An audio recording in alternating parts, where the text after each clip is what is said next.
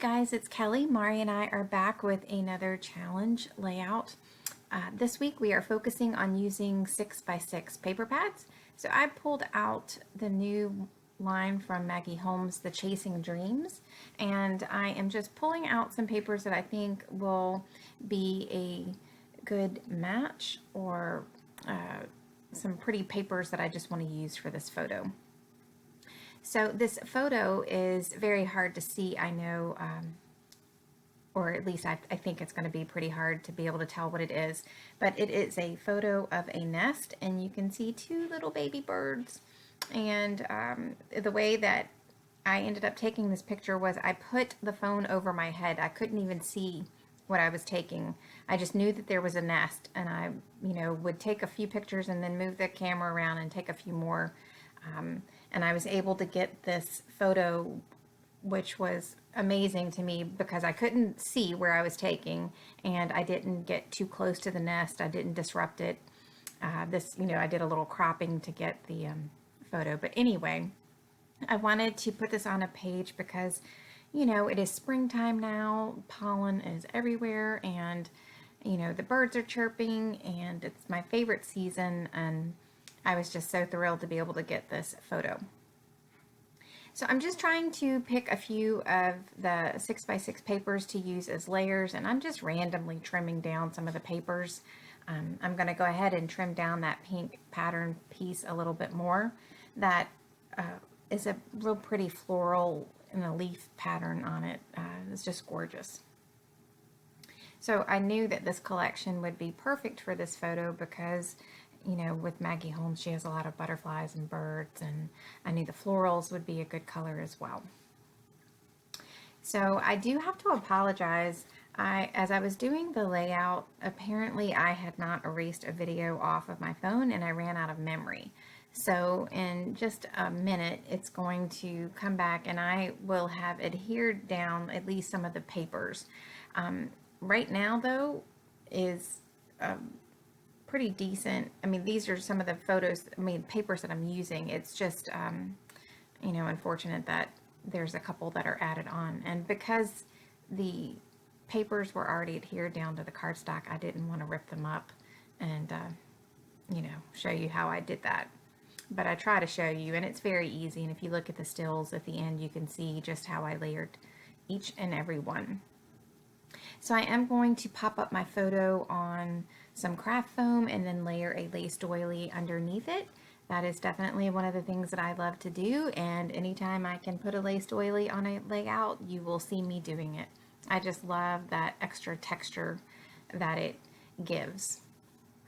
So I'm getting ready to switch over to where I made the mistake here, or didn't check it. So I'm just showing you how the patterns changed. I basically just turned that black and white cross paper to the side, and I added a couple of paper strips to the top and bottom.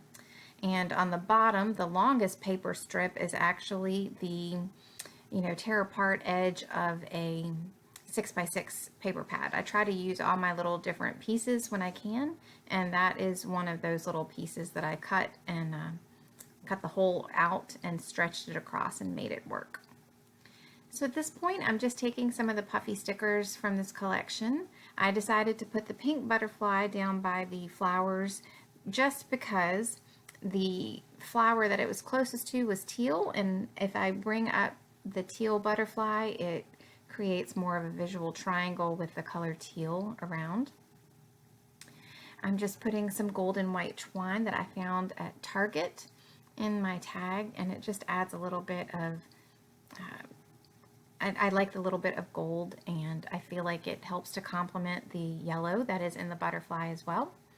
And because my photo is on craft foam, I need to actually double up the foam underneath the rose die cut, and I just like the way that it brings the colors to that side of the page, and it's like the perfect size, and I just love how the florals go with the theme of the page.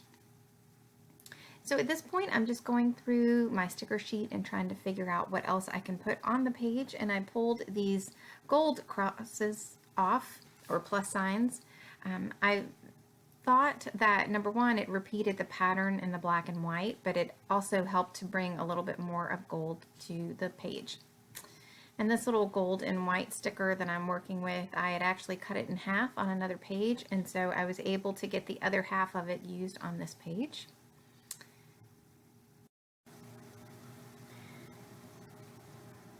So at this point, I'm just going through the rest of my things, trying to figure out what exactly I want where. I didn't feel like my clusters were quite finished, and I pulled the bow off that I had stuck at the bottom and replaced it with a pink rose puffy sticker. And I liked that more because it brought the pink down into that cluster, and it just, you know, it repeated the floral element as well. So I did pull this Hello Spring label sticker from my Cocoa Daisy kit, and the last thing that you will see me do on camera is add the baby birds to the page. Off camera I do add some gold stitching, which you will be able to see in the close-ups. So that's it for me today. Please be sure and check out Mari's video. I will link it in the detail section below.